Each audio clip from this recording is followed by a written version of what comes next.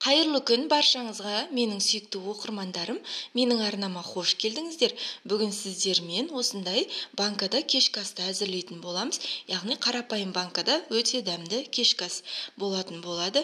Егер менің арнама тіркелмеген болсаңыз, подписаться батырмасын басып, каналға тіркеліп, осы видеоға лайк басып қойыңыздар.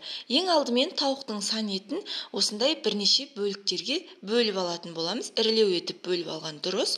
Одан кейін бір шай қасық тұз, жарты шай қасық қара бұрыш, жарты шай қасық паприка салып, осылай қарапайым маринадтап алатын боламыз.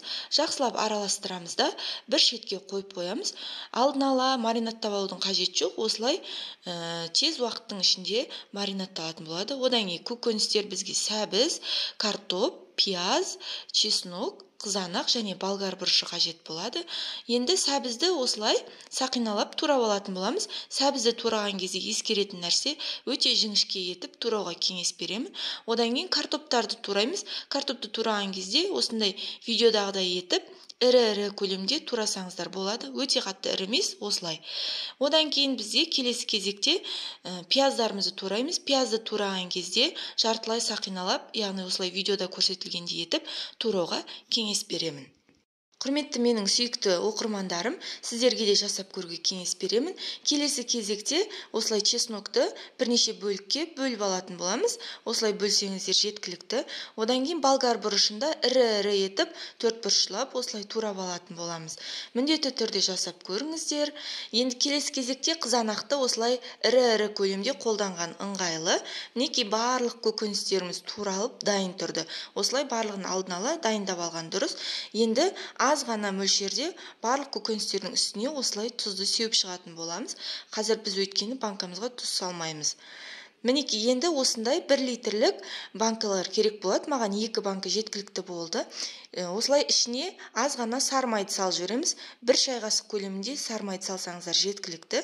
Енді маринадталып дайын тұрған тауық етін салатын боламыз. Осылай 2-2-ден салдым. Одан кейін дәміне қарай осындай 2 лавр жапырағы, әр банкаға 2 лавр жапырағы және ірі қара бұрыштарды, яғни горошек қара бұрыштарды салдым. Өте дәмді болады. Енді туралып дайын тұрған пиязды 2 банкаға бөліп салатын боламыз. Аз ғана алып қаламыз. Қазір қайталап салған кезде бізге пияз керек.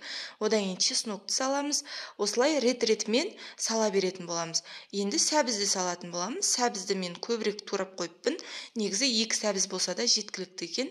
Одан кейін картоптарымызды салып, тағы да қызанағымызды саламыз. Міндетті түрде бұл каналға тіркелмеген болсаңыз, тіркеліп, қоңырауша белгісін басып қойыңыздар.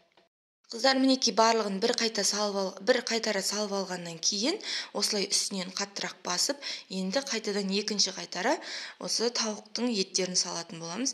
Міндетті түрде жасап көріңіздер, өте дәмді. 1-2 қарапайым ережені қолдансаңыздар, банкаңыз жарылмайды, сынбайды, дайын болып шығады кешкі асыңыз.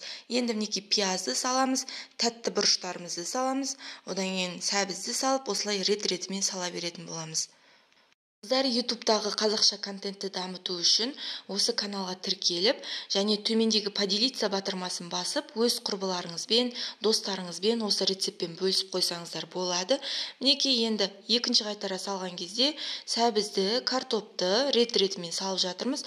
Қазір тәтті бұрыштарды саламыз. Одан кейін мінекей дайын болып қалды.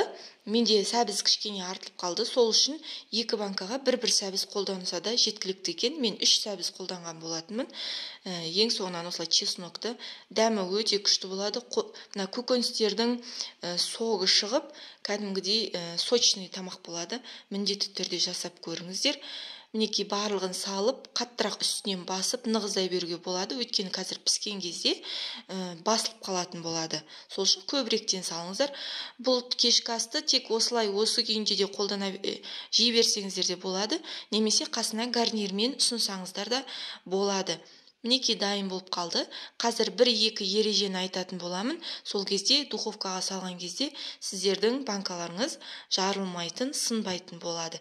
Қараңыздар, өте керемет әдемі болып тұр. Енді бетіне осылай фольганы жақсылап жабатын боламыз. Банканың бетіне сәйкес келетін етіп кесіп аламыз да, осылай жақсылап 2 банканы жауып алатын боламыз. Қыздар, бір ескеретін ереже бар. Қазір бұл тағамды біз духовкаға пісіретін болғандықтан, духовканы алдын ала қыздырмаймыз. Қыздырып қоюдың қажеті жоқ. Бұл ереже. Енді осындай противенге бір 2-3 уыстай тұзды осылай салып аламыз. 2 банкамыз сиятындай етіп қойып қоямыз. Яғни банкаларымыз осы тұздың үстіне тұру керек. Тағы да ескертіп айтамын, духовканы қыздырып қоюдың қажеті жоқ. Қалай мына противенді саламыз, содан кейін барып духовкамызды қосамыз.